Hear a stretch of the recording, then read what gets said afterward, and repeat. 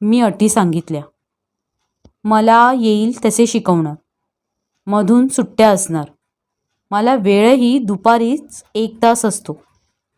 तुम्ही म्हणाल तसं माझी मुलं शांत अभ्यासू आहेत, हुशार आहेत. माझ्या अपेक्षा काहीही नाही आहेत. तुमच्याकडे येतील हे तर खरं. शेवटी मुलं 15 दिवस येतील. त्यांना आवडले तर पुढे क्लास होईल. 15 दिवसानंतर पटले तर ठीक, नाहीतर झाल्या दिवसाची फी देऊन रामराम. रुबाबदार माणसाने खिशात हात घातला. आता काही पैसे आणले नाहीत. सहज इकडे आलो होतो तर आलो. मुलांबरोबरचे फीचे पैसे सांगा म्हणजे पाठवून देईन. गृहस्थ हसत आनंदाने निरोप घेऊन निघून गेले. मला धाकधूक होती.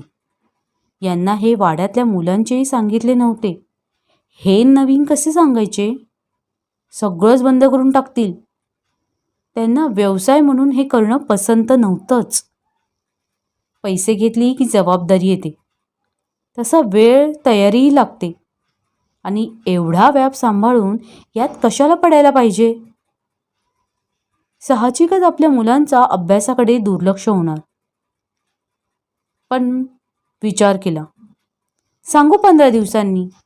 अजून कुठे कायमचे ठरले आहे. मुलं येऊ लागली.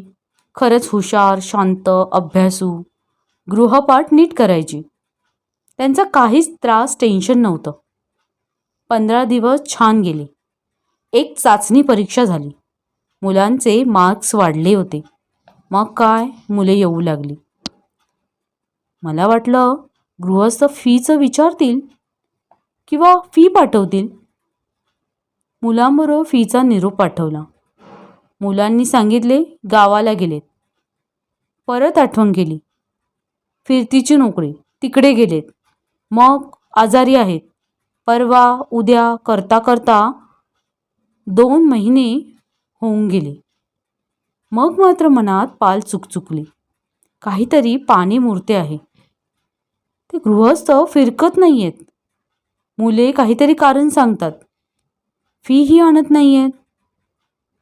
येतात मात्र रोज.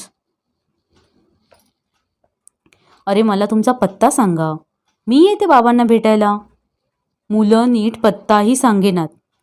मग मात्र मी सैरभैर अस्वस्थ झाले. त्यांचे घर, बंगला जरा दूर एकीकडे होता. आसपास राहणारे कुणी नव्हते. यांच्या काना